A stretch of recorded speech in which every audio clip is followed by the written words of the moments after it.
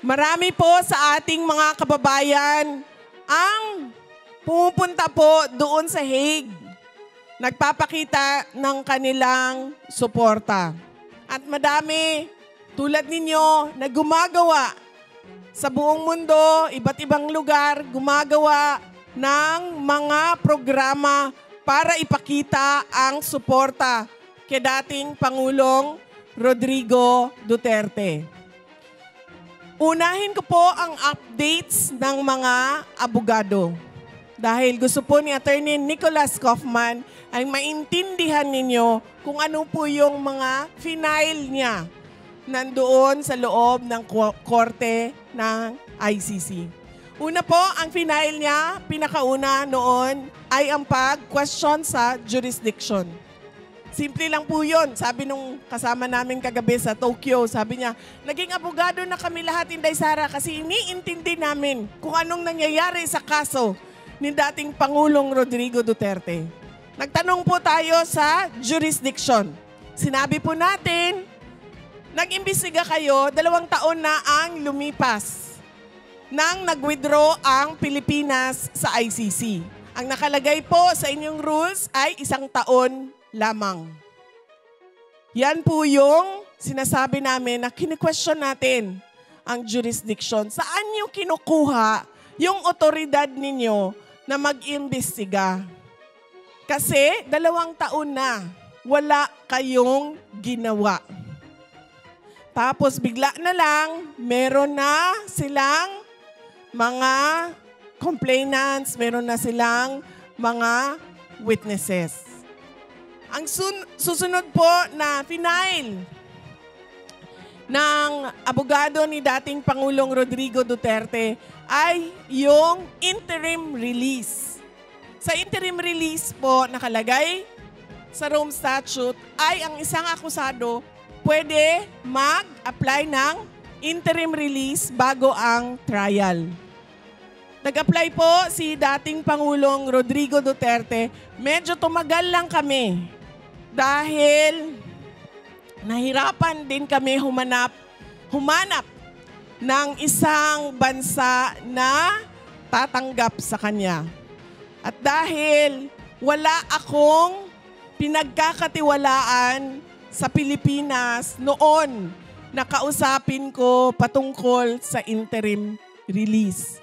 So ang ginawa ko, kinausap ko yung mga nakilala ko sa ibang bansa dahil sa trabaho ko. Meron akong mga nakasama, nakilala noon sa pag-ikot ko sa Southeast Asia dahil sa Department of Education at dahil sa trabaho ko sa Office of the Vice President.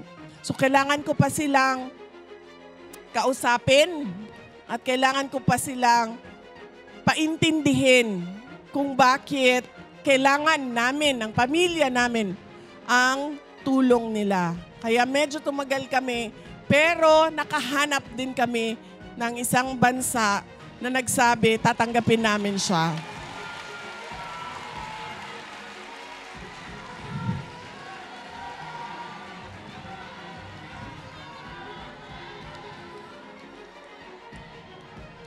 Nakalagay po sa batas ng ICC.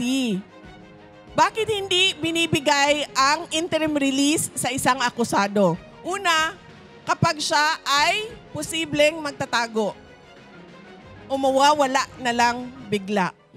Si dating Pangulong Rodrigo Duterte po ay walang balak magtago. Kung maalala ninyo, nandoon na kami sa Hong Kong. Pwede na siyang mawala doon. Pero ano ang sinabi niya nung gabi na nagmi-meeting doon, mga kasama niya, mga abogado niya, andun ako, andun ang kanyang girlfriend. Oo. Ano ang kanyang girlfriend? Nagsasabi ang kanyang girlfriend. Sabi ang girlfriend niya sa akin, sabi niya, Inday Sara, sabi niya, kumuha ka na ng private plane. Sabi niya, ilipad na natin siya, diretso Davao. Sabi ko sa kanya, alam mo ma'am, wala naman tayong problema dyan. Magnakaw tayo ng private plane, manghiram tayo, mangutang tayo ng private plane. Kung magagawa natin yan. Ang tanong, ano ba ang gusto gawin ni President Duterte? Sabi ko, kung ano yung gusto niyang gawin, yun ang gagawin natin. Tinatanong ko siya, sabi ko, ano bang gusto mong gawin? Sabi niya, gusto ko umuwi. Gusto ko umuwi ng Pilipinas. Tapos sinasabi sa kanya, ng girlfriend niya, umuwi ka sa Davao. Huwag ka umuwi sa Manila. Ang sinasabi niya, ganun din yun. Kung uuwi ako sa Davao, hahabulin din ako doon sa Davao. Gawin natin na umuwi na lang sa Manila. May ticket na tayo, may schedule na tayo, umuwi sa Pilipinas. In fact, ang kanilang flight noong araw na yon ay alas 4 ng hapon. Ang ginawa nila, lumipat sila sa madaling araw na flight para maaga silang dumating sa Pilipinas.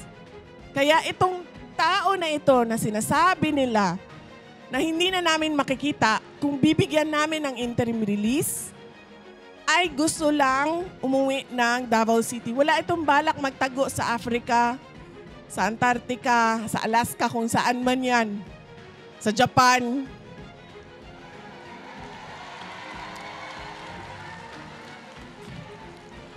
Wala siyang balak magtago. Dahil ang gusto lang niya, umuwi sa Davao City at gusto niyang mamatay doon sa Pilipinas. Paulit-ulit niya yan sinasabi. Gusto kong umuwi dahil gusto ko doon sa Pilipinas mamatay. Yan ang kanyang habilin. Totoo yan, ma'am. Yan ang sinasabi namin. Human rights. Yan ang sinasabi namin sa ICC. Kinuha nyo 80 years old na. At sigurado kami, alam ninyo nung kinuha ninyo na may sakit yung 80 years old na kinuha ninyo.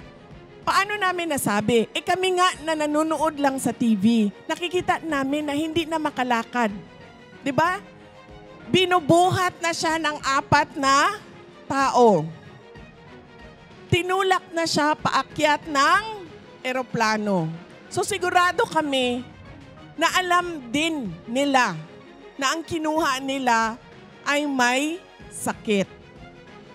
Kaya yan din ang sinasabi namin. Kailangan ibigay ninyo, kung kayo ay para sa human rights, kailangan maging humanitarian din kayo sa inyong desisyon sa interim release. Dahil itong akusado na ito ay kailangan niya ng caregiver. Hindi siya pwedeng mag-isa sa kwarto. Examplean ko kayo ng gaano kagrabe na kailangan niya ng assistant. Ang aking kapatid, si Kitty, ang trabaho niya yan ay kung ano ang pangangailangan ng tatay namin. Lahat ng pangangailangan niya. Gikan sa tina, sa buhok, sa manicure, sa pedicure, sa damit, si Kitty yan. Sasabihin niya ni Kitty, malapit na ang tiglamig. So, kailangan maghanda ng damit. At sasabihin niya ni Kitty, ilabas na yung mga hindi ginagamit kasi iuwi na. Ganyan. Ganyan ang trabaho niya. Lahat ng pangangailangan. Pagkain, tinatanong niya, PT, nag-PT ba? Lumabas ba? Naglakad ba? Ganon. Pagdating naman sa akin, ang trabaho ko ay puro lang politika at chismis.